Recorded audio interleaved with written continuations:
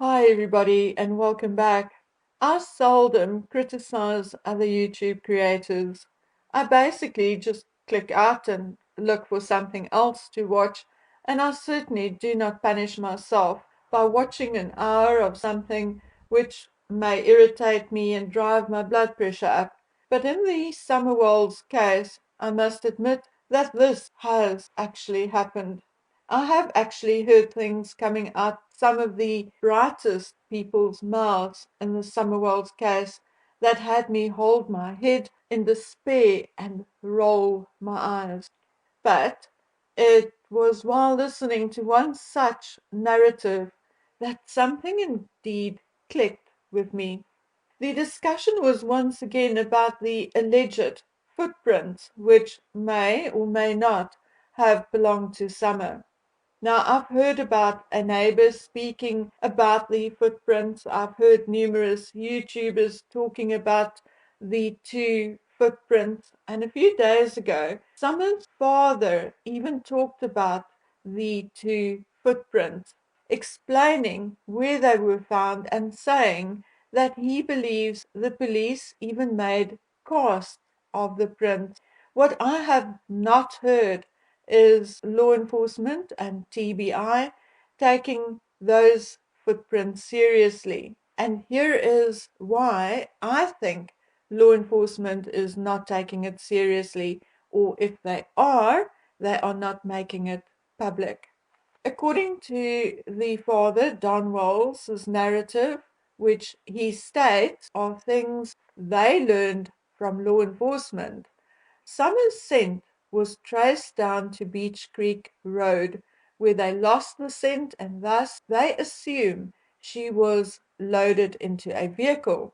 She was then, allegedly, driven to the next dirt road where allegedly, or according to their guess, she was taken out of the vehicle and carried towards a hill which overlooks the back of their home.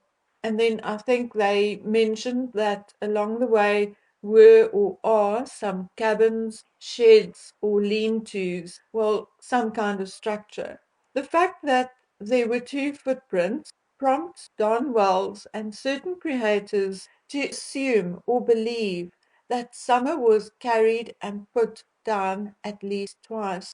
Okay, then it is further the assumption that Summer was perhaps taken to the structures, kept there, or had something done to her there, and then removed from there again. Of course, anyone who is logically thinking would or should see the flaw in this, and that is what frustrates me. Put yourself in the perpetrator's shoes. If you have a vehicle, which is the assumption in this theory, then it must mean you parked somewhere out of sight, just off Beech Creek Road, and then you hiked up to the Wells property from Beech Creek Road. Once there, you grabbed Summer in such a way that her mother, grandmother, three boys, and 13 dogs heard and saw nothing. Or you then coerced the then 5-year-old to follow you down the dog trail. Maybe you even dragged her when she was too slow, or you carried her in places until you reached the road. Then your vehicle suddenly appeared from where you left it and you bundled Summer into it. Then you drive a couple of hundreds of meters, stop again, take Summer out and carry her along or just off the dirt road for hundreds of meters again, putting her down at least twice. At the same time, you, the bigger, heavier one, do not leave any footprints behind, only the much smaller and lighter Summer does.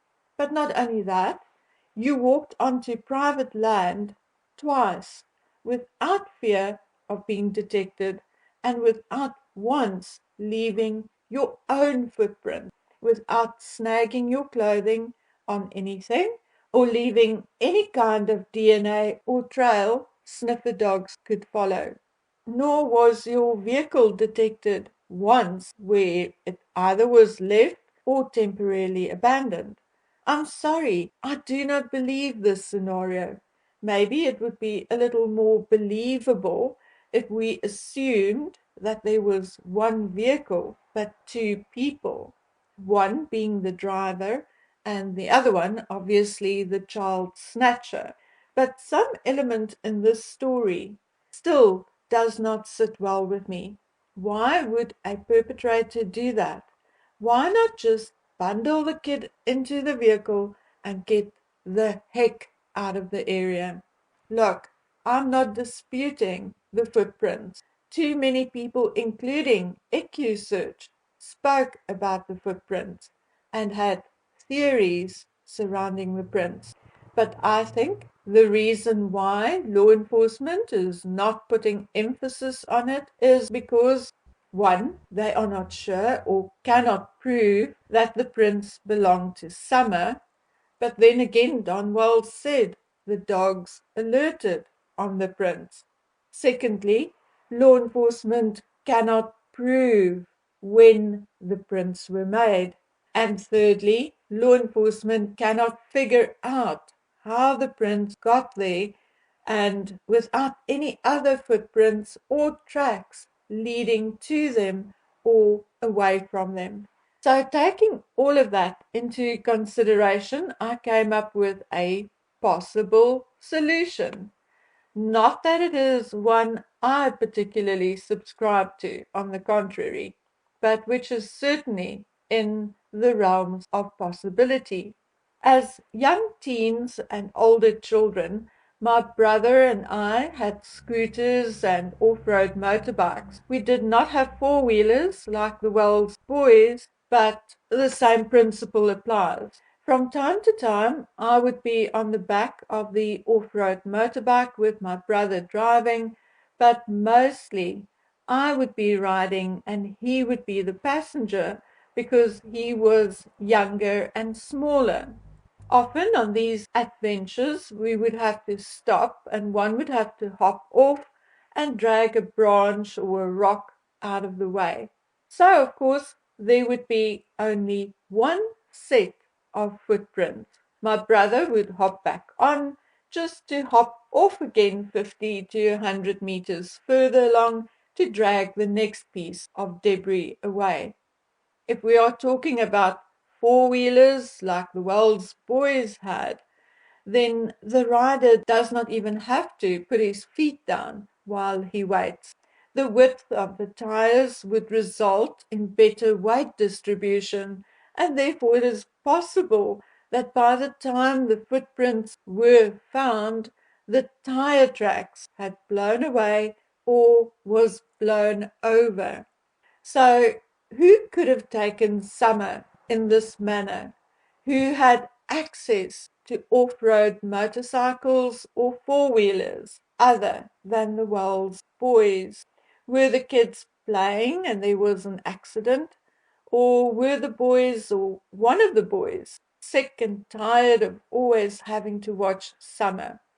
Summer always nagging them to play with her. Did he come back home and eventually confess the accident or what happened to one of his parents and she or he eventually moved the body elsewhere after retrieving the body from where it was left? Or, if not one or all of the boys, could one of the parents have used one of the four wheelers to remove Summer from the premises, either to hide her or to hand her over to someone else, or then to dispose of her body? I'm afraid that even the footprint theory does not convince me of a stranger abduction or even of a familiar but outsider abduction. Instead, it brings me straight back to the people living on 110 Ben Hill Road. Okay, guys, as I said, this is a theory I do not particularly subscribe to, but listening to another creator's video, this scenario of jumping on and off a motorcycle actually popped into my head. So, what do you think? Do you think that could be a possibility? Do you think that could be what happened? Maybe Summer fell off, hit her head, who knows? But what do you think of this particular theory? Okay, guys and girls, until we meet again on the next one, please take good care of yourselves. Bye.